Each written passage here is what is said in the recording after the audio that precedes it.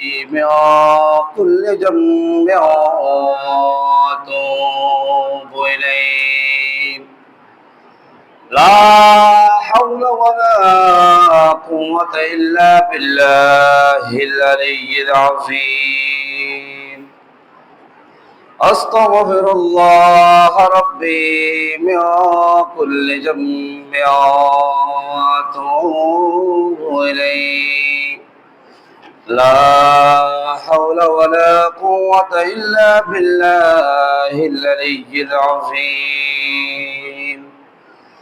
الحمد لله الحمد لله خالق الأقوام ومعلم الإنسان خالق الشمس والقمر والنجم والشجر يسجدان والصلاة والسلام على سيد الإنس والجان حبيبنا وحبيب الرحمن محمد وعلى آله وصحبه الكرام أما بعد يقول ربنا سبحانه وتعالى في القرآن المجيد والفرقان الحميد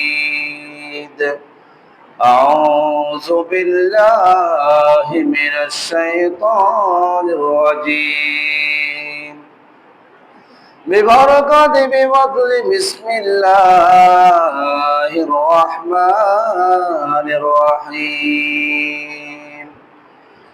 إن الله وملائكته يصلون على النبي يا أيها الذين آمنوا صلوا عليه وسلموا تسليما صلى الله على سيدنا محمد وآله وصحابه وسلم صلى الله على سيدنا محمد وآله وصحابه وسلم اللهم صل على سيدنا مولانا محمد وعلى آل سيدنا مولانا محمد প্রেমাগুনে জলে মরি ওহে খোদা রব্বানা আমি যার প্রেমের পাগল সেই তো সোনার মদিনা আল্লাহুম্মা সাল্লি আলা সাইয়্যিদিনা মাওলানা মুহাম্মদ ওয়া আলা আলি সাইয়্যিদিনা মাওলানা মুহাম্মদ খুদা দয়া করো নসিব করো মদিনা নবীকে না দেখায়া কবরেতে নিও না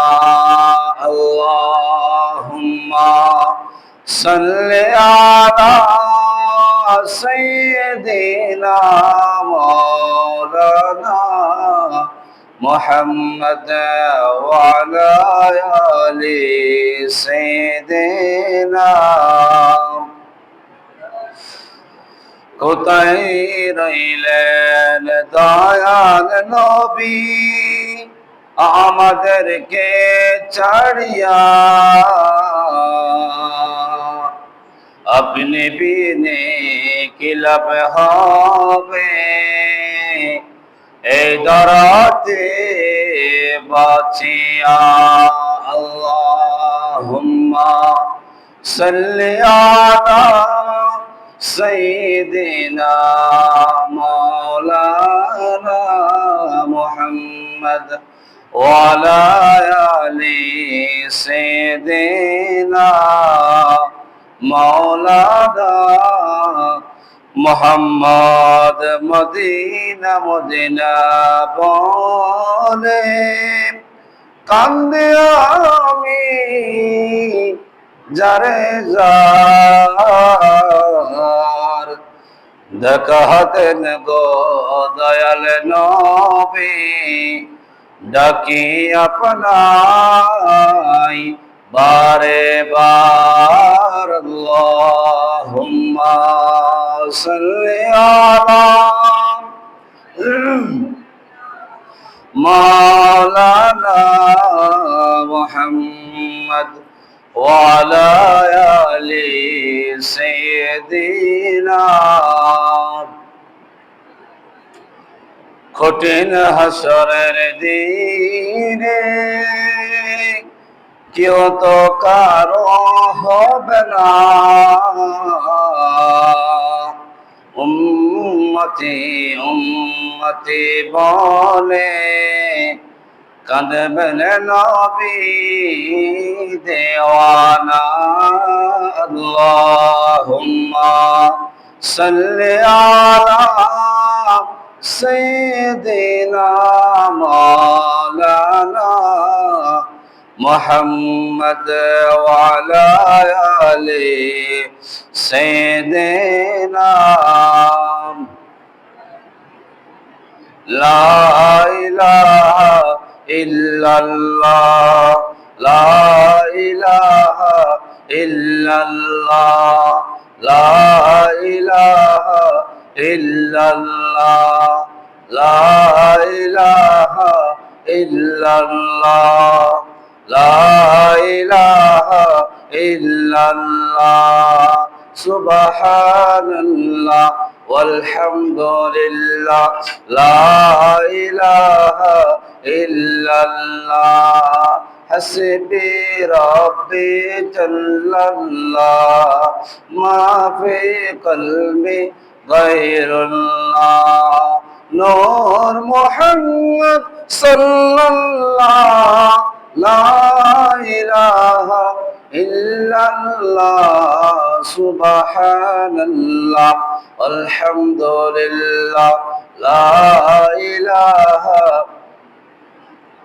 ya rahman ya allah ya rahim ya allah ya rahman ya allah ya rahim ya allah ya karim ya allah la ilaha illallah subhanallah alhamdulillah la ilaha ya ghafur ya allah ya ghaffar ya allah ya ghafur ya allah ya ghaffar ya allah ya sattar ya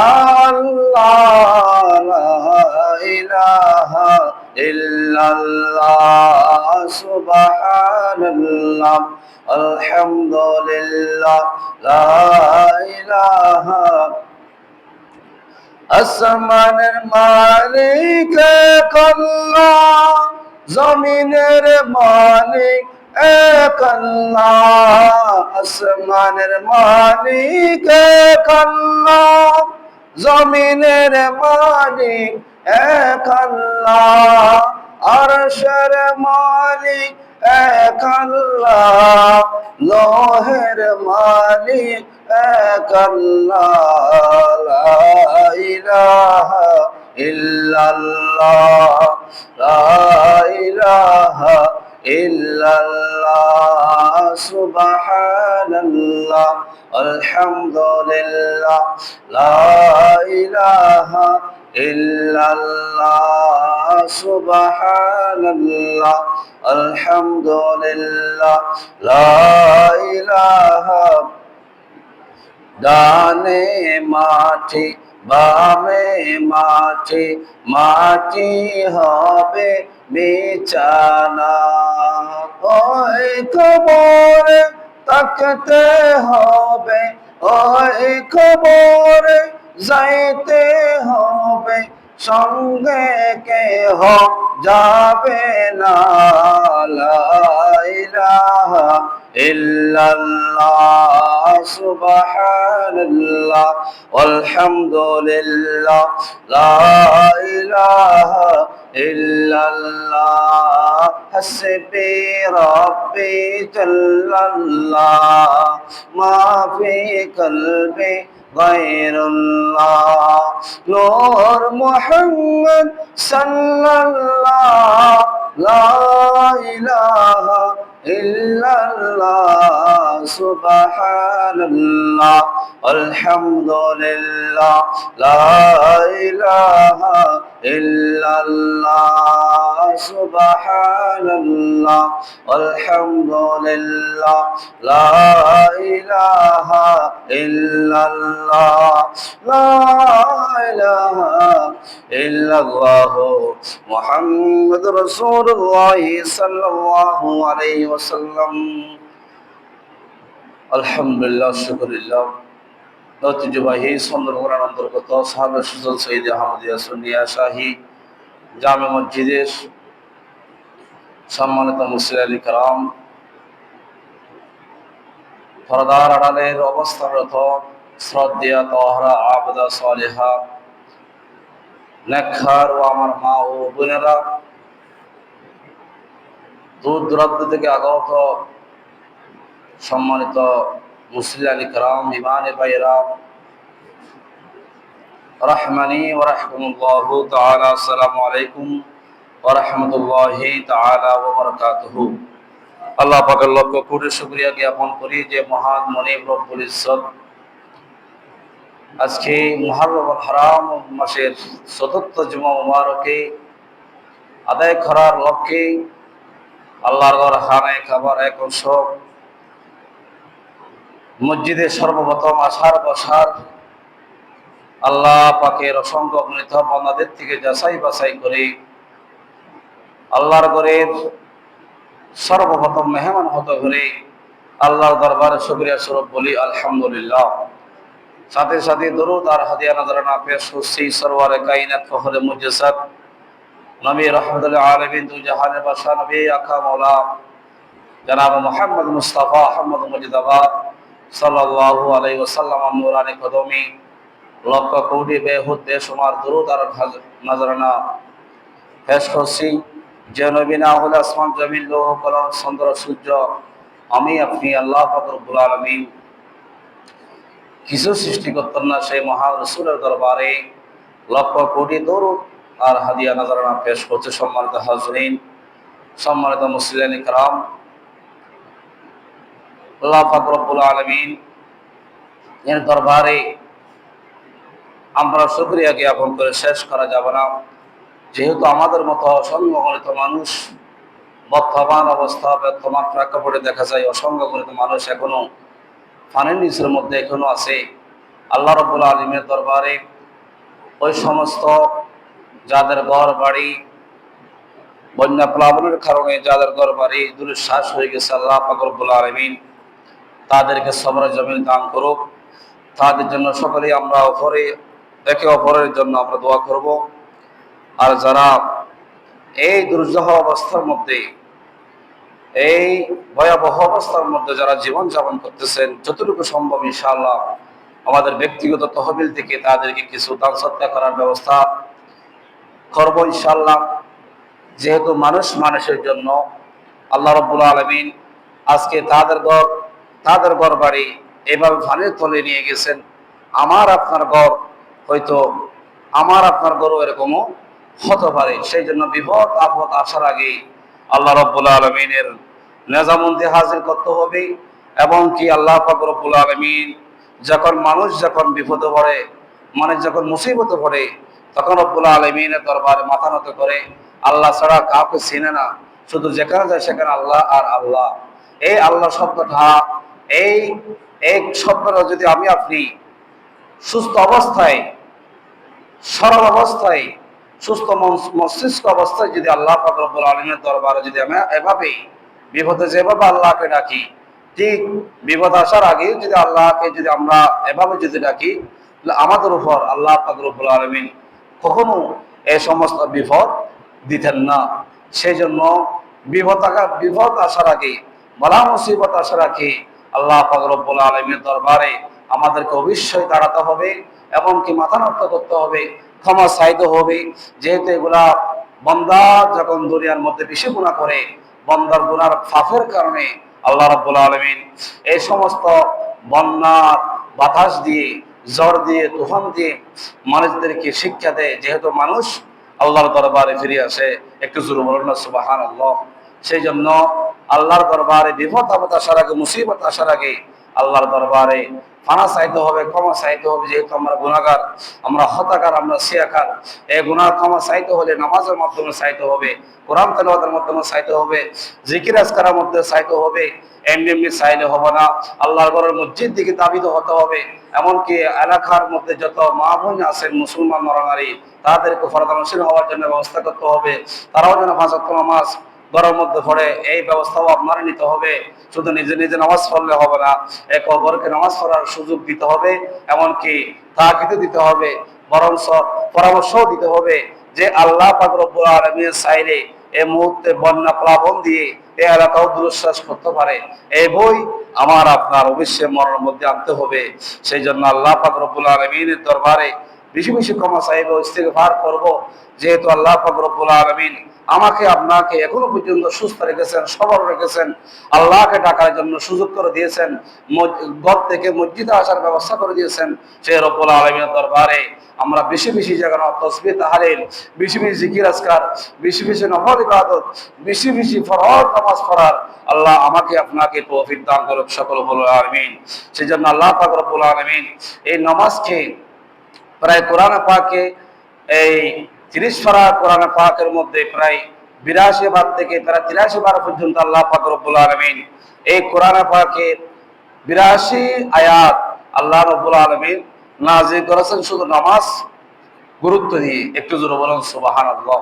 তন্মধ্যে একটা আয়াত কারিমা অত্যন্ত ফজিলতপূর্ণ, যে আয়াত কারিমা আল্লাহ রাব্বুল আলামিন ঘোষণা দিচ্ছেন, বিসমিল্লাহির রহমানির রহিম, ওয়া আকিমুস সালাতা ওয়া আতুজ যাকাত ওয়া রাকাউ মা'আর রাকিঈন। আল্লাহ রাব্বুল আলামিন বলেন, ওগো আমার বান্দারা শুনো শুনো, তোমরা নামাজ প্রতিষ্ঠা করো, নামাজ কায়েম করো এবং যাকাত আদায় করো, ওয়া রাকাউ মা'আর রাকিঈন, এবং তোমরা রুকু করো রুকুকারীদের সাথে। আর যারা 5 ওয়াক্ত নামাজ পড়ে তোমরা তাদের সাথে শামিল হয়ে যাও, তোমরা তাদের সাথে শামিল হয়ে তোমরা 5 ওয়াক্ত নামাজ পড়ো। এটা আল্লাহ রাব্বুল আলামিন মা'আর রাকিঈন দ্বারা, ওয়া রাকাউ দ্বারা রুকু বুঝাইছেন, মা'আর রাকিঈন দ্বারা যারা রুকুকারী তাদের সাথে রুকু করার জন্য আল্লাহ তাকে দিয়েছেন। একটু জোরে বলুন সুবহানাল্লাহ।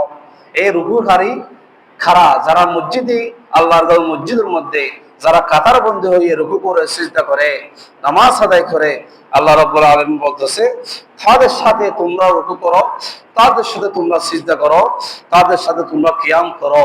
একটু জোরে বলুন না সুবহানাল্লাহ।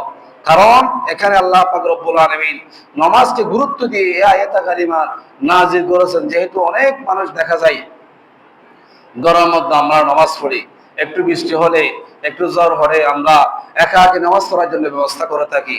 আল্লাহ পাক রব্বুল আলামিন এই নামাজের জামাতে নামাজ পড়া এটা সুন্নতে মুআক্কাদা, যে নামাজটা প্রত্যেকের উপর ফরজ। যেখানে পড়ি না কেন, প্রত্যেকের উপর বাড়া খাওয়া থেকে কবর রাত পর্যন্ত প্রত্যেক ব্যক্তির উপর, নরনারীর উপর নামাজ পড়াটা ফরজ। কিন্তু যারা নামাজ জামাতের সাথে আদায় করবে, আল্লাহ রাসূল সাল্লাল্লাহু আলাইহি ওয়াসাল্লাম বলতেছেন তার জন্য প্রায় 27 গুণ সওয়াব বৃদ্ধি করা হবে। একটু জোরে বলুন না সুবহানাল্লাহ। যারা আমরা মসজিদের মধ্যে নামাজ পড়ার জন্য ব্যবস্থা করি, মসজিদের মধ্যে যারা আসি, কাতার বন্ধ হয়ে যারা নামাজ পড়ি, আল্লাহ পাক রব্বুল আলামিন তাদের আমলনামার মধ্যে প্রায় 27 গুণ সওয়াব তাদের আমলনামার মধ্যে আল্লাহ পাক সুবহানাহু ওয়া তাআলা বৃদ্ধি করে দিবেন। একটু জোরে বলুন না সুবহানাল্লাহ। সেই নামাজ অত্যন্ত গুরুত্বপূর্ণ, অত্যন্ত ফজিলতপূর্ণ। যেমন কি নবী করিম সাল্লাল্লাহু আলাইহি ওয়াসাল্লাম বলতেছেন, আস-সালাতু ইমাদুদ্দিন ফাকাদ আকামাহা ফাকাদ আকামাদ্দিন ওয়া মান তারাকাহা ফাকাদ হাদামাদ্দিন। নবী সাল্লাল্লাহু আলাইহি ওয়াসাল্লাম বলতেছেন, নামাজ হলো as-salatu imaduddin, দ্বীনের পরিপূর্ণ কুটি হচ্ছে নামাজ। ফাকাদ আকামাহা ফাকাদ আকামাদ্দিন, এমনকি যারা এই নামাজকে যারা কায়েম করবে তারা দ্বীনকে কায়েম করলো। একটু জোরে বলুন সুবহানাল্লাহ। ওয়া মান তারাকাহা ফাকাদ হাদামাদ্দিন, আর যারা এই নামাজকে ছুড়ে দিল, যারা এই নামাজ তরক করলো, তারা প্রকৃত দ্বীন ইসলামকে, রাসূল পাক সাল্লাল্লাহু আলাইহি ওয়াসাল্লাম এর আনিত দ্বীনকে, আনিত ধর্মকে আপনি কি করলেন, তরফটা করলেন না, আপনি ঘৃণাই করলেন। একটু জোরে বলবেন নাউজুবিল্লাহ। নবী সাল্লাল্লাহু আলাইহি ওয়াসাল্লাম বলতেছেন, যে ব্যক্তি নামাজ প্রতিষ্ঠা করবে সেই ব্যক্তি দ্বীনকে, ইসলামকে প্রতিষ্ঠা করলো।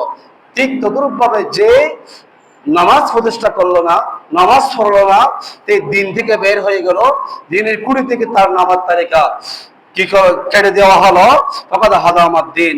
আর যারা দ্বীনকে, ধর্মকে, ইসলামকে অমান্য করবে, আল্লাহ রাসূল সাল্লাল্লাহু আলাইহি ওয়াসাল্লাম বলতেছেন তারা দ্বীনের মধ্যে, দ্বীন ইলাহির মধ্যে তাদের নামাজ তালিকা, আল্লাহ রাসূল সাল্লাল্লাহু আলাইহি ওয়াসাল্লাম বলতেছেন আল্লাহ পাক রব্বুল আলামিন তাদের নামাজ তালিকা আল্লাহ কেড়ে দিবেন। একটু জোরে বলুন না নাউজুবিল্লাহ। সেই জন্য এই নামাজ অত্যন্ত ফজিলতপূর্ণ। আজকে আমরা নামাজ থেকে দূরে আছি, আমরা সুদের মধ্যে, আমরা ঘুষের মধ্যে, আমরা হারামের মধ্যে, আমরা বাহায়াফানার মধ্যে আমরা নিমজ্জিত আছি বিদায় আল্লাহ পাক সুবহানাহু ওয়া তাআলা এইভাবে আমাদের উপর এইভাবে ঝড় দিয়ে, তুফান দিয়ে, বাতাস দিয়ে আল্লাহ পাক রব্বুল আলামিন ইমানদার নারীকে পরীক্ষা করে থাকেন। তো এই পরীক্ষা থেকে বাঁচতে হলে আমাকে আপনাকে অবশ্যই আল্লাহর দরবারে পানা চাইতে হবে, ইস্তিগফার বেশি বেশি করতে হবে, তওবা করতে হবে। এই তওবার মাধ্যমে আল্লাহ পাক সুবহানাহু ওয়া তাআলা বান্দার সমস্ত গুনাহ আল্লাহ ক্ষমা করে দেন। একটু জোরে বলুন না সুবহানাল্লাহ।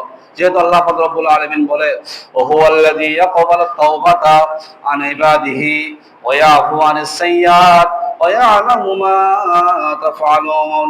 আল্লাহ বলেন, আমি ওই সত্তা, আমি ওই মহান, আমি বান্দার তওবা ক্ষমা করি, বান্দার তওবা ক্ষমা করে, আমি আল্লাহ বান্দার তওবা কবুল করে, আমি আল্লাহ বসে থাকি না, আমি আল্লাহ বান্দার তওবা কবুল করার সাথে সাথে বান্দার সমস্ত গুনাহ আমি আল্লাহ ক্ষমা করে দিই। একটু জোরে বলুন সুবহানাল্লাহ। আল্লাহর কাছে তওবার মতো যদি তওবা করে থাকি, তাহলে আমাকে আপনাকে আল্লাহ পাক রব্বুল আলামিন অবশ্যই ক্ষমা করবেন।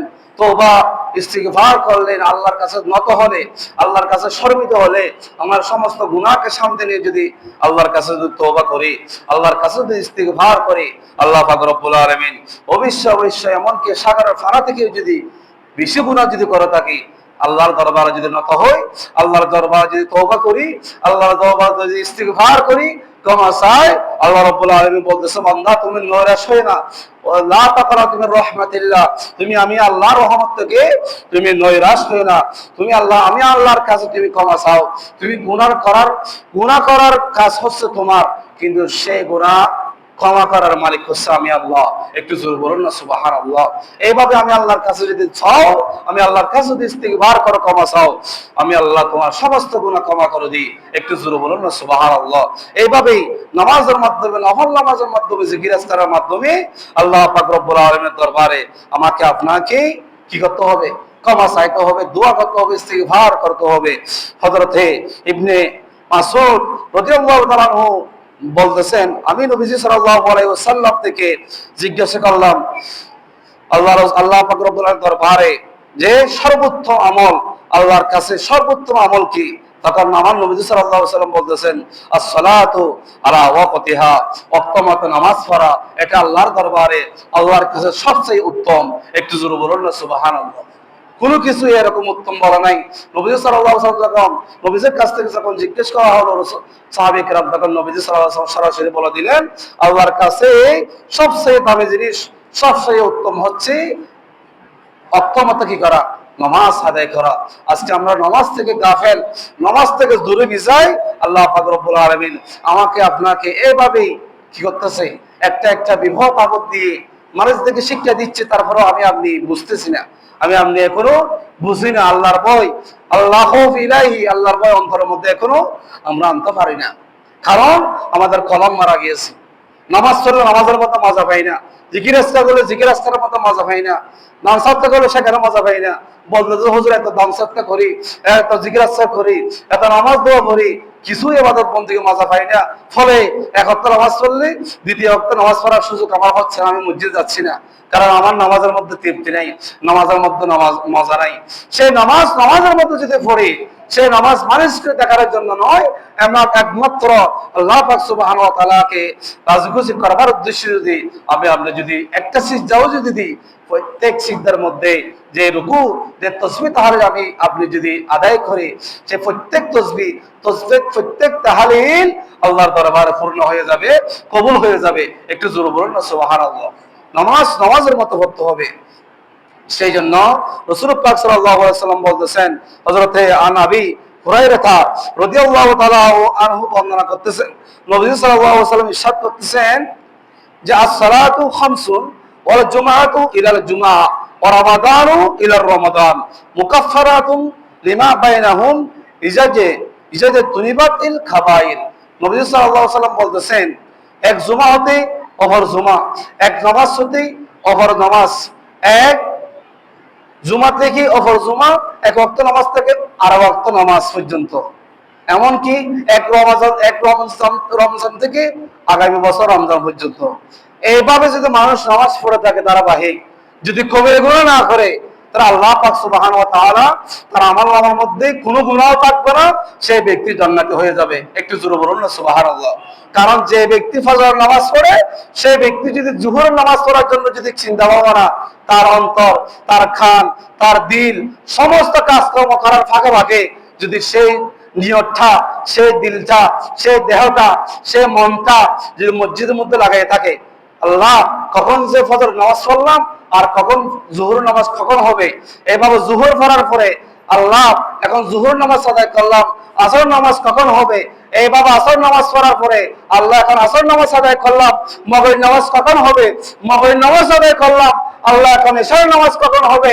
এইভাবে কোন বান্দা নরনারী, কোন মুত্তাকি পরহেজগার ব্যক্তি যদি আল্লাহর দরবারে যদি দামি হতে চায়, আল্লাহ পাক রব্বুল আলামিনের আটখানা জান্নাতের মালিক হতে চায়, সেই ব্যক্তিকে আল্লাহ পাক সুবহানাহু ওয়া তাআলা দরবারে একটা গুনাহ তার আমলনামার মধ্যে লিখে হবে না, বরং সওয়াবে ভরপুর হয়ে যাবে। একটু জোরে বলুন না সুবহানাল্লাহ। ওই বান্দা, ওই ব্যক্তি নরনারী মারা যাওয়ার সাথে সাথে আল্লাহ পাক রব্বুল আলামিন তার জন্য জান্নাত লিপিবদ্ধ করে দিবেন। একটু জোরে বলুন না সুবহানাল্লাহ।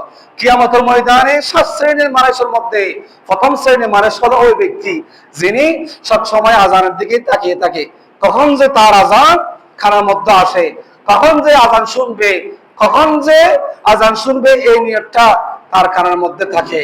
ওই ব্যক্তি আল্লাহ পাক রব্বুল আলামিনের কিয়ামতের ময়দানে, মাহশরের ময়দানে মানুষ এদিক সেদিক ছোড়াছুড়ি করবে, দামর সাগরের মধ্যে মানুষ হাবুডুবু হবে, এমনকি আগুনের সাগরের মধ্যে মানুষ হাবুডুবু খাবে, এমনকি কেউ পানি খুঁজবে, পানির বদলে কেউ গলাশের মধ্যে ফুঁস দিবে, রক্ত দিবে, কেউ হাট পালন খুঁজবে, সেখানে গিয়ে হাট পালন দিবে, আগুনের হাট পালন। যারা বেনামাজি, যারা সুদখোর, যারা ঘুষখোর, যারা বেপরদার মধ্যে চলাফেরা করে, তাদের জন্য আল্লাহ পাক রব্বুল আলামিন লাঞ্ছনীয় শাস্তি আল্লাহ তাদেরকে দান করবে। ওই ব্যক্তিরা সফলকাম হবে যারা আখিরাতের জন্য দুনিয়ার মধ্যে থেকে তারা কি করেছেন, আখিরাতের ফসল তৈরি করে কবরের মধ্যে গিয়েছেন। তাদের জন্য আল্লাহ পাক রব্বুল আলামিন আটকারা জান্নাতের মালিক আল্লাহ পাক রব্বুল আলামিন তাদেরকে দান করবেন। একটু জোরে বলুন না সুবহানাল্লাহ। কারণ এই দুনিয়া হচ্ছে ক্ষণস্থায়ী, সকলেই জানি। আমাদের মা বোন, আমাদের মা বাবা, আমাদের পূর্বপুরুষ, অনেকের দাদা দাদি নানা নানি অনেকের কেউ নাই, সবাই সরে গেছে আমাদেরকে রেখে দিয়ে। কিন্তু আমাদের কি অবশ্যই সেই কবরের মধ্যেই যেতেই হবে। কিন্তু যাওয়ার আগে আমার আপনার কর্তব্য কি, আমার আপনার করণীয়টা কি? এটাই হচ্ছে নামাজ। এই নামাজ মতো যদি আপনি যদি চলি, এই সমস্ত বিপদ আপদ আল্লাহ পাক আমাকে আপনাকে দান করবে না, বরং সেই সমস্ত বিপদ আপদ থেকে আল্লাহ আমাকে হেফাজত করবে, রক্ষা করবে। নামাজ তো আপনাকে বিপদ আপদ থেকে মুক্তি করে। আপনি দেখেন, কেউ যদি ফজর নামাজ আদায় করে, যদি কাজকর্মের মধ্যে লিপ্ত হন, কাজকর্মের মধ্যে যান, কেউ যদি নামাজটা পড়ে যান, মনে করবেন পুরা শরীরটা পাতলা হয়ে গেছে। যেখানে যান সেখানে বরকত হয়। যেখানে 100 টাকা ইনকাম করার কথা, সেখানে আমরা 200 টাকা বা 500 টাকা ইনকামের ব্যবস্থা আল্লাহ করে দিয়েছেন। কারণ আল্লাহ রাসূল সাল্লাল্লাহু আলাইহি ওয়াসাল্লাম বলতেছেন, আপনাকে আমাকে এই দুনিয়াতে ফাটার আগে, দুনিয়াতে আসার আগে 50,000 বছর আগে আমার আপনার রিজিক আল্লাহ পাক লিপিবদ্ধ করে রেখেছেন। একটু জোরে বলবেন না সুবহানাল্লাহ? 50,000 বছর আগে আল্লাহ পাক রব্বুল আলামিন, কত হাজার বছর আগে এই দুনিয়ার মধ্যে তশরিফ এনেছেন। আল্লাহ পাক কখন যে এসেছেন এটার কোনো কথা হাদিসও নাই, কোরআনও নাই। আল্লাহ তো আল্লাহ, আল্লাহ তো আল্লাহ। সে আল্লাহ বলতেছেন 50,000 বছর আগে বান্দাকে দুনিয়াতে আসার আগে আমি আল্লাহ রিজিকের ব্যবস্থা করে দিয়েছি। সেই রিজিকের জন্য এখন আপনি যেভাবে ছুড়াছুড়ি, যেভাবে মারামারি, যেভাবে কাদা ছুড়াছুড়ি, যেভাবে হিংসা বিদ্বেষ অহংকারের মধ্যে আমরা নিমজ্জিত হচ্ছি, 1 টাকার জন্য কাউকে ছাড় দিচ্ছি না, বরঞ্চ ক্ষতি করতেছে, তাকে গলা কাটতেছে। এখন বর্তমানের অবস্থা, 1 টাকার জন্য গলা কাটে, 1 বিগজ টাকার জন্য গলা কাটতেছে।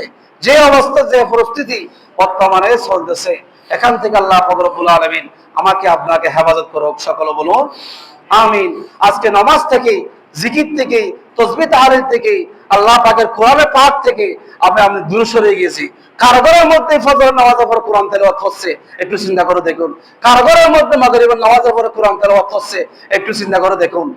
টিভি চলে, বিসিআর চলে, মোবাইল চলে, কোনো ছেলে কোরআন নিয়ে বসে না, কায়দা নিয়ে কেউ বসে না। কারণ এগুলো উঠে গিয়েছি। তা আপনার পরে কিভাবে বরকত হবে আমি একটু আমাকে বলুন। আপনি ফজর নামাজ পড়তেছেন না, ঠিক আছে, আপনি নামাজ থেকে দূরে, কিন্তু আমরা ছেলে মেয়ে যারা আছে তারাও ঘুম থেকে উঠতেছে 10টায়, তারাও ঘুম থেকে উঠতেছে স্কুলে যাওয়ার আগেই। কিন্তু মা বাবা ঠিকই উঠতেছে, ছেলের জন্য খাবারের ব্যবস্থা করতেছে, কিন্তু যাই নামাজে দাঁড়ানোর সুযোগ তার হচ্ছে না। ছেলেকে ডিম মামলেটের ব্যবস্থা করতেছে ফজর নামাজের আগে, কিন্তু ছেলে কোথায় চলে যাবে? মাদ্রাসা বা স্কুলে যাবে। ছেলের জন্য ডিম মামলেটের ব্যবস্থা করা হচ্ছে, কিন্তু সে মা, সে বাবা যাই নামাজে দাঁড়িয়ে 2 রাকাত নামাজ পড়ার সুযোগ তার হচ্ছে না। তো আপনার ঘরে আমার ঘরে কিভাবে বরকত আসবে? যত টাকা ইনকাম করেন না কেন, তার থেকে দ্বিগুণ খরচ করছে। এখন বর্তমানের অবস্থা, দাম তো দাম, জিনিসের দাম তো প্রচুর। কিন্তু 20,000 টাকা আগে, 10,000 টাকা ইনকাম করলেও 5,000 টাকা খরচ ছিল, আর 5,000 টাকা বাঁচতো। এখন যদি 30,000 টাকাও যদি ইনকাম করেন, 50,000 টাকা যদি ইনকাম করেন, আপনি দেখবেন সেখানেও আপনি প্রত্যেক মাসে জিরু অবশেষে আপনার অন্য থেকে দাঁড় নিয়ে আপনার চলা হচ্ছে। বরকত নাই, টাকার কোনো বরকত নাই। টাকার বরকত আসবে কখন? যখন আপনি আল্লাহ পাক রব্বুল আলামিনের দরবারে ফিরে আসবেন, ক্ষমা চাইবেন, ইস্তিগফার করবেন, নামাজে বাড়াবেন, নিজে নামাজে হবেন, পরিবার সদস্য যারা আছে তাদেরকে বাড়াবেন, নামাজে বাড়াবেন। তা আজকে আপনি নামাজ থেকে দূরে গিয়েছি বিদায় আল্লাহ পাক রব্বুল আলামিনের সমস্ত বিপদ আপদ আমার উপর, আপনার উপর নাজিল হচ্ছে। এখান থেকে বেরিয়ে আসতে হবে, ক্ষমা চাইতে হবে, ইস্তিগফার করতে হবে। আল্লাহ বলতেছে, বান্দা তুমি যা গুনাহ করো না কেন, তোমার বইয়ের কোনো কারণ নাই, আমার কাছে চলে আসো, আমার কাছে মাথা নত করো। কোন বান্দার কাছে মাথা নত করলে, কোন বান্দার কাছে শুকর পানি বাড়াইলে আমি আল্লাহ ক্ষমা করি না। কিন্তু আমি আল্লাহ দরবারে ক্ষমা চাও, আমি আল্লাহ দরবারে শুকর পানি ফেলাও। 1 ফুটা যদি পানি ফেলাতে পারো, কিয়ামতের ময়দানে সেই পানির ফুটাও আপনার জন্য, আমার জন্য নাজাতের উসিলা হয়ে যাবে। একটু জোরে বলুন না সুবহানাল্লাহ। সেই জন্য একে অপরকে ডেকে ডেকে মসজিদ আনবেন। আল্লাহর ঘর মসজিদ, ঘন ঘন মসজিদ হচ্ছে, কিন্তু মুসল্লি নেই। টাইলস, মার্বেলের টাইলস হচ্ছে, দামি দামি টাইলস মসজিদ হচ্ছে, কিন্তু 2 তলা 3 তলা মসজিদ ভরপুর। রাঙ্গুনিয়ার মধ্যে মোগলের হাট নাই, কি হাট, একটা দামি একটা মসজিদ হয়ে গেছে, প্রায় 4 কোটি টাকার বাজেট মনে হয় এটা মসজিদটা। মরিয়মনগর 4 কোটি টাকার বাজেট মসজিদটা। কত জুমার আগে জুমা হয়তো সাইফুল আজম বাবর এসে উদ্বোধন করেছেন। 4 কোটি টাকা একজন দিয়েছেন মসজিদটা, কিন্তু আপনি দেখেন, চিন্তা করে দেখেন, ও মসজিদের মধ্যে এক কাতারও ফজর নামাজের মুসল্লি নেই। 4 কোটি টাকা দিয়ে মসজিদ নির্মাণ করার কারণে এই মসজিদে দেখার জন্য তো মানুষ সিরিয়াল হতে হবে। মসজিদে নামাজ পড়লে তো আরাম আয়েশা, ও মসজিদে দেখলেও তো সুখ জুড়ে দেয়, কিন্তু মুসল্লি নেই। কিয়ামত হয়ে সর্বশ্রেষ্ঠ নমুনা হচ্ছে এটাই, মুসল্লি থাকবে না, মসজিদ হবে ঘন ঘন। আগেরকার মানুষ বলতো অপথ ফত হবে, অগাট হবে, অমানুষ মানুষ হবে, অজাত জাত হবে, এরকম কথা ছিল। কিন্তু মসজিদ প্রত্যেক এলাকায় প্রত্যেক পাড়ায় পাড়ায় মসজিদ আপনি চিন্তা করে দেখুন। এই এলাকার মধ্যে এখানে একটা, ওইদিকে নামলে আরেকটা, ওইদিকে খন্দার মধ্যে আরেকটা, এই পাশে আরেকটা, ওইদিকে আরেকটা। আপনি চিন্তা করে দেখুন, আপনি মসজিদে ফজর নামাজ মুসল্লি নেই, জোহর নামাজ মুসল্লি নেই, জুমার নামাজ সহ্য করতেছি না। যে জুমার নামাজ লাগাতার এক জমা, দ্বিতীয় জমা, তৃতীয় জমা যদি কেউ তারা বাহে, কেউ গাফেলতার কারণে, কেউ কাজকর্মের কারণে, কেউ বিভিন্ন কাজকর্মের কারণে বা গাফেলতার কারণে ধারাবাহিক 3 জমা যদি কেউ যদি নামাজ না পড়ে, আল্লাহ রাসূল সরাসরি ঘোষণা দিচ্ছেন, তার মুসলমানের তালিকা থেকে আমি নামার তালিকা কেটে দিলাম। তার নামার তালিকা গুমরাহি, তার নামার তালিকা ইহুদি, তার নামার তালিকা নাসারাদের তালিকার মধ্যে লিপিবদ্ধ করে দিলাম। একটু জোরে বলুন না নাউজুবিল্লাহ। এই জুমার নামাজ ছুটি না, আমি পড়তেছি না, আমার সুযোগ নাই, আমার সময় নাই, তা আল্লাহ পাক রব্বুল আলামিন আপনাকে কিভাবে নিয়ামত দিবেন, কিভাবে আপনার টাকার মধ্যে বরকত হবে। এখন তো আমরা প্রতিযোগিতা দিচ্ছি, কার থেকে কতটুকু বিল্ডিং বানাতে পারি, কার থেকে কতটুকু জমিন ক্রয় করতে পারি, কার থেকে কিভাবে ইনকাম সোর্স বাড়াতে পারি, কার থেকে কিভাবে টাকা পয়সা গ্রাস করতে পারি, মারামারি করে, হানাহানি করে, এই প্রতিযোগিতার মধ্যে। কিন্তু নামাজের প্রতিযোগিতার মধ্যে আমার আপনার নাই। আপনার পাশে একজন ব্যক্তি নামাজ পড়ে ফজর নামাজ, কিন্তু আপনি ঘুমের মধ্যে আছেন। কিয়ামতের ময়দানে ওই ব্যক্তি কি করবে? যিনি যদি ওই ব্যক্তিকে ডাকে, যদি না আসে, তাহলে উনি বেঁচে যাবেন। এটা হচ্ছে কথা। আপনি পার্শ্ববর্তী একজন মুসলিম নামাজ পড়তেছে, আপনি নামাজ পড়ার জন্য ওই ব্যক্তিকে বলেন নাই, আপনি বেঁচে যাবেন। যদি বলেন নামাজ না পড়ে, ওর ব্যক্তিগত দায়িত্ব এটা, নামাজ না পড়লে শাস্তি হবে, সেইটা ওই ব্যক্তিও জানে। নামাজ না পড়লে শাস্তি কবর থেকে শুরু হয়ে যায়, যিনি মুসলমান তিনিও জানে। কিন্তু ডাকার পরেও যদি না আসে, তাহলে কিছু করার নাই। ডাকবেন, দাওয়াত দিবেন। ইসলামের প্রথমত আসার জন্য কি দিবেন? দাওয়াত দিতেই হবে। সে দাওয়াত তো যদি দেন, তাহলে ওই ব্যক্তি যদি দাওয়াত দিয়ে যদি নামাজ পড়াতে পারেন, ওই ব্যক্তি নামাজ পড়ে যে সওয়াবটা পেলো, আপনি নামাজ পড়ে যে সওয়াবটা পেলেন, ওই ব্যক্তি দাওয়াত দিয়ে যে আপনাকে নামাজ পড়াতে পারলেন, নামাজ পড়ে আপনি যে সওয়াবটা পেলেন, একই সওয়াব তার আমল নামার মধ্যে আল্লাহ লিপিবদ্ধ করে দিবেন। একটু জোরে বলুন না সুবহানাল্লাহ। সেই জন্য 4-3 ব্যক্তি একসাথে নামাজ পড়ার জন্য বা আসতেছেন, আরেকজন ব্যক্তিকে ডেকে নিয়ে আসবেন চায়ের দোকান থেকে, চা একটু পরে খাবো, আজান দিচ্ছে সাথে সাথে চাটা বন্ধ করে, চা তার কোথাও চলে যাচ্ছে না, চা তো চায়ের দোকানে থাকবে। আপনি নামাজের জন্য যদি ছুটে আসেন, খুদা কি কসম, আমরা কোরআন হাদিস পড়ে বলতে পারি, যেই ব্যক্তি সেই ব্যক্তি খবর রাখ পর্যন্ত তার অভাব থাকবে না। অভাব পূরণ করার মালিক কে? আল্লাহ পাক সুবহানাহু ওয়া তাআলা। প্রত্যেকের অভাব আছে। আপনি কে আল্লাহ পাক পরিপূর্ণ কোনো বান্দাকে আল্লাহ বানায় নেই, পরিপূর্ণভাবে কোনো বান্দা বানায় নেই। না হয় ওইদিকে ফেরওয়ান থেকে যেত, ফেরওয়ান খোদা দাবি করেছিল, অনেক বছর তিনি শাসন করেছিল, কিন্তু এই ফেরওয়ান পর্যন্ত বাঁচতে পারে নাই। নূহ আলাইহিস সালামের জামানায় যদি আপনাকে যদি একটি ইতিহাস আপনাকে যদি বলতে চাই, নূহ আলাইহিস সালামের যে নৌকা যে বানাইলেন, সে নৌকার মধ্যে যারা পদার্পণ করবে, তারাও তো আপনি মুসলমান যারা হয়েছে তারা এখানে উঠেছে নৌকায়, আর যারা উঠে নাই তারাও তো প্লাবনের মধ্যে, বৃষ্টি প্লাবনের মধ্যে, পানির মধ্যে তারা কি হয়ে গেল? ডুবে গেল। ও তখন এক ব্যক্তি, এক মা তার ছেলেকে নিয়ে বুকের মধ্যে জড়িয়ে ধরলেন, পানি উঠতেছে, ডুবে যাবে। আল্লাহ যদি তাদের উপর যদি রহমত করতো, আল্লাহ রাসূল সাল্লাল্লাহু আলাইহি ওয়াসাল্লাম বলতেছেন, আমি ওই ব্যক্তির ঘর জ্বালিয়ে দিব, ওই ব্যক্তির ঘর ফুরিয়ে ছাই করে দিব, যে ব্যক্তি ফজর নামাজের মধ্যে আসে না, জোহর নামাজের মধ্যে আসে না, নামাজের কাতার মধ্যে আসে না। আমি একজনকে বলবো, তুমি লাকড়ি জোগাড় করো, লাকড়ি পাহাড় বানাও, সেই লাকড়ির মধ্যে কি করে দাও? আগুন ধরিয়ে দাও, ওই ঘর বাড়ি জ্বালিয়ে দাও। যদি ওই ঘরের মধ্যে যদি শিশু না থাকতো, একটু জোরে বলো না সুবহানাল্লাহ, যদি শিশু না থাকতো, ওই বেনামাজের ঘরের মধ্যে আমি কি করে দিতাম? বেনামাজের ঘর জ্বালিয়ে পুড়িয়ে ছাই করে দিতাম। কে বলতেছে? নবীজি সাল্লাল্লাহু আলাইহি সাল্লাম। যে রাসূল পাক সাল্লাল্লাহু আলাইহি ওয়াসাল্লামের হাদিস, ওখানে নূহ আলাইহিস সালামের জমানায় এক ব্যক্তি, এক মহিলা তার শিশুকে জড়িয়ে ধরলেন, পানি উঠতেছে। আল্লাহ যদি ওই নূহ আলাইহিস সালামের জমানায় 950 বছর নূহ আলাইহিস সালামকে আল্লাহ পাক হায়াত দিয়েছেন, 950 বছর নূহ আলাইহিস সালামকে হায়াত দিয়েছেন। কেন? নূহ আলাইহিস সালামের কওম জাতি যারা আছে, তাদেরকে ইহদিনাস সিরাতাল মুস্তাকিমের মধ্যে দায়ী এবং কায়েম করার জন্য, নামাজ প্রতিষ্ঠা করার জন্য, আল্লাহ এবং রাসূলকে চিনার জন্য নূহ আলাইহিস সালামকে আল্লাহ পাক রব্বুল আলামিন 950 বছর হায়াত দারাজ করেছেন। কিন্তু তারপরেও নূহ আলাইহিস সালামের কওমকে এত বোঝার পরেও, এত হাজার বোঝার পরেও তারা নূহ আলাইহিস সালামের কোন জাতি তারা ইহদিনাস সিরাতাল মুস্তাকিম সরল সঠিক পথের মধ্যে তারা আসে নাই। অবশেষে নূহ আলাইহিস সালাম আল্লাহ দরবারে ফরিয়াদ করলেন, খোদা আমি তো অনেক বছর পর্যন্ত তাদেরকে আমি কি দিলাম, তাদেরকে আমি নসিহত করলাম, কিন্তু তারা আমার নসিহত শুনে না। তারা যদি তাদেরকে যদি আমি হেদায়েতের কোরআন তেলাওয়াত শোনাই, তারা কানের মধ্যে কি দে, কাপড় দিয়ে কান চিবি ধরে।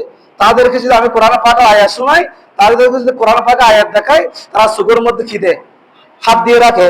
মানে কোরআন তেলাওয়াত তারা দেখবে না, কোরআন শরীফও দেখবে না, এবং কোরআন তেলাওয়াত শুনবে না। তারা কান দিয়ে হাত দিয়ে কান চিবি ধরে। তারা তো হেদায়েত হচ্ছে না। কথা আপনি আমাকে প্রায় 950 বছর আপনি আমাকে কি করেছেন, হায়াত দিয়েছেন। অনেক বছর পর্যন্ত আমি তাদেরকে কি করলাম, হেদায়েতের বাণী পৌঁছাই দিলাম, কিন্তু তারা কখনো এই আপনার কোরআনে পাকের দিকে, হাদিসে পাকের দিকে তারা আসতেছে না। আল্লাহ তুমি তাদেরকে দলিশ্বাস করে দাও, তাদেরকে তুমি ধ্বংস করে দাও। একটু জোরে বলুন না সুবহানাল্লাহ। 950 বছর পর্যন্ত আল্লাহ ধৈর্য ধরেছেন। কয় বছর? 1 বছর 2 বছর নয়, 950 বছর। আমি কয় বছর বাঁচতেছি এখন বর্তমানে? সর্বোচ্চ মাথা পিছু হয় এখন 70 বা 80, এর থেকে তো বেশি মানুষ বাঁচতেছে না, মরে যাচ্ছে। 100 ধরেন বা 90 ধরেন, এতটুকুই। এখানে 950 বছর পর্যন্ত আল্লাহ ধৈর্য ধরেছেন, সবর করেছেন নূহ আলাইহিস সালামের মাধ্যমে। মানুষ হেদায়েতের পথে আসে কিনা? অবশ্যই না আসার কারণে নূহ আলাইহিস সালাম তখন দোয়া করলেন, আল্লাহ পাক রব্বুল আলামিন বৃষ্টি নাযিল করলেন, প্লাবন সৃষ্টি করলেন, ডিঙ্গি নৌকা বানাইলেন। ডিঙ্গি নৌকার মধ্যে নূহ আলাইহিস সালামের কওম যারা নূহ আলাইহিস সালামকে সাপোর্ট করে তারা উঠেছে, আর যারা উঠে নাই তারা ওই বৃষ্টির মধ্যে, পানির মধ্যে তলিয়ে গেছে।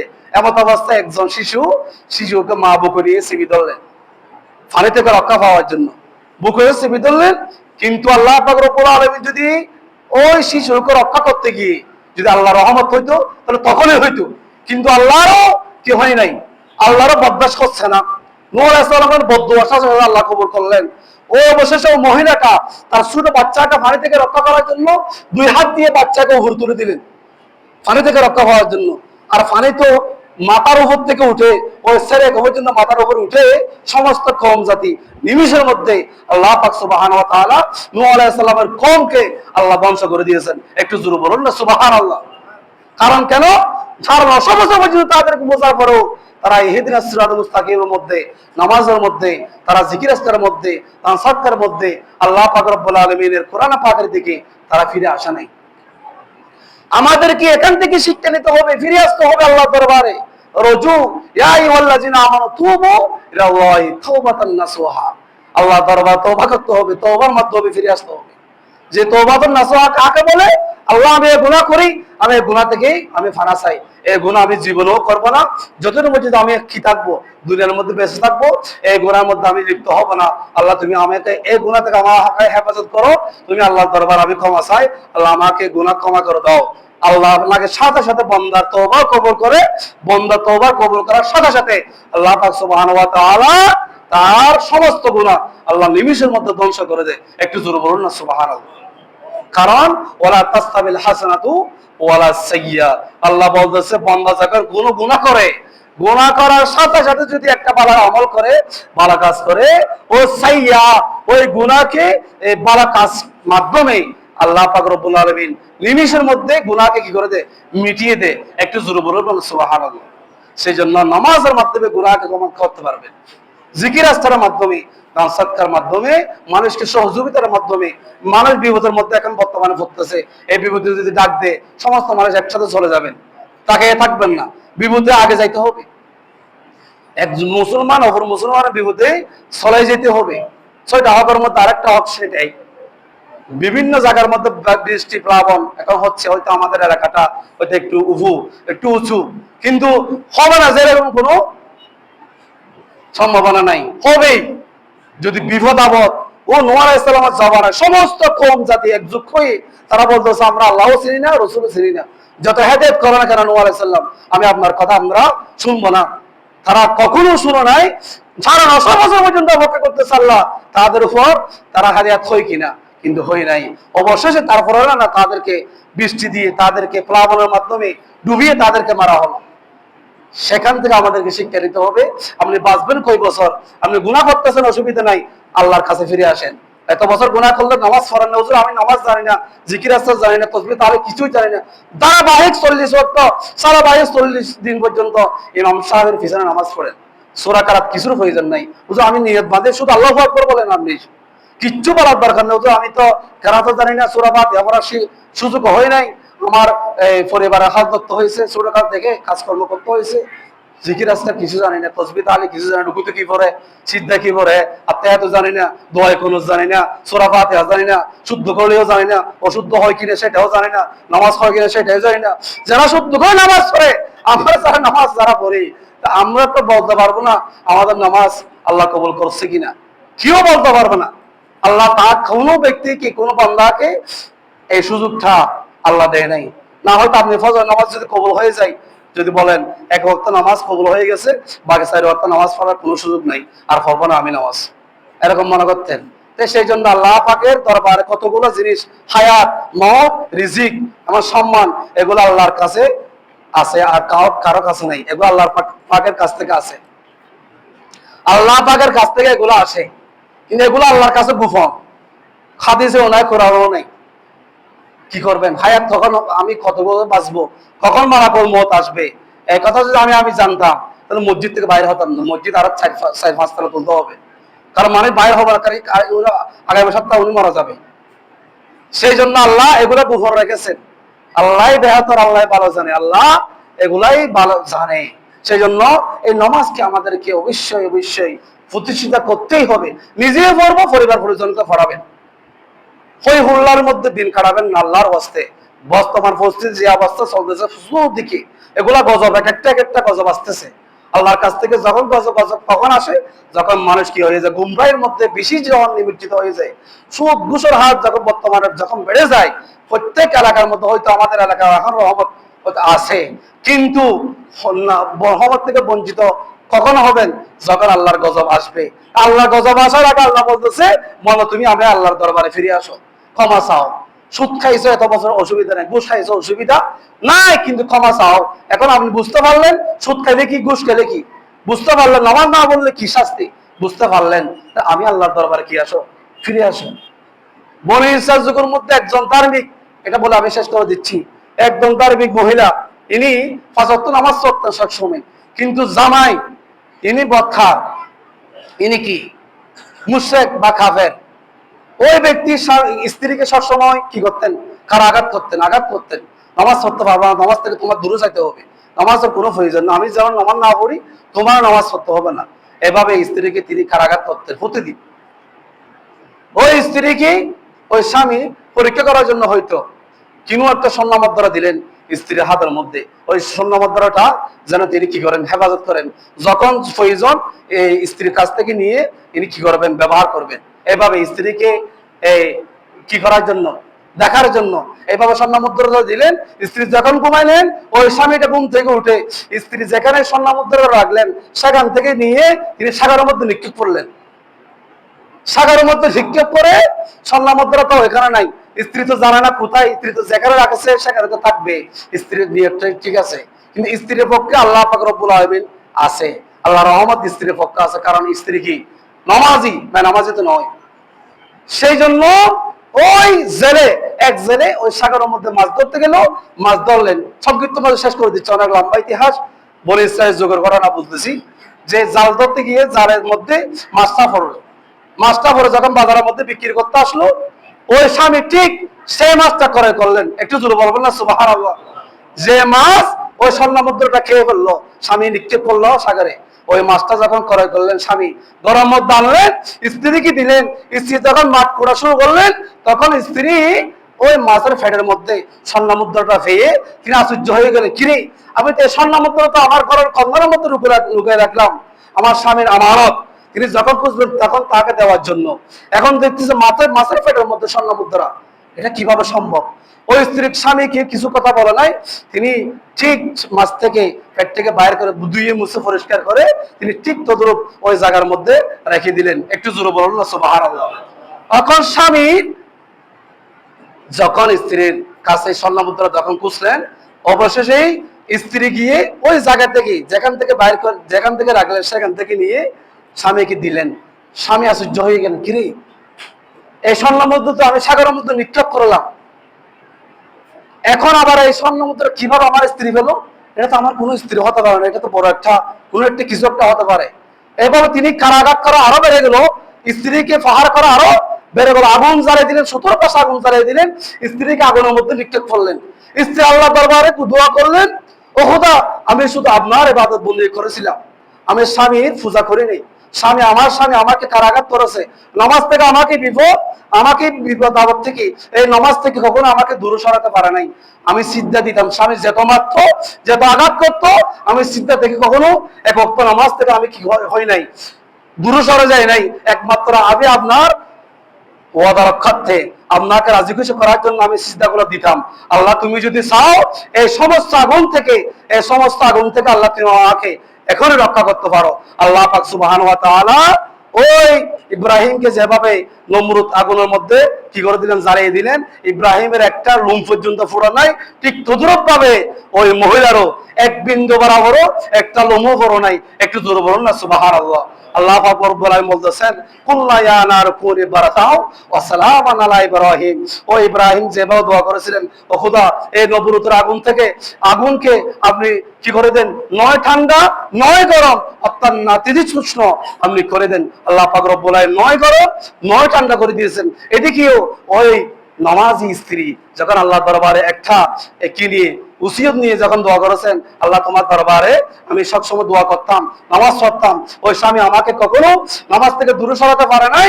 আল্লাহ ওই নামাজ আপনাকে রাজি খুশি করার জন্য আমি নামাজ পড়তাম, ওই নামাজ রসিলাই এই সমস্ত আগুন থেকে, দুনিয়াবি আগুন থেকে আল্লাহ তুমি আমাকে রক্ষা করো।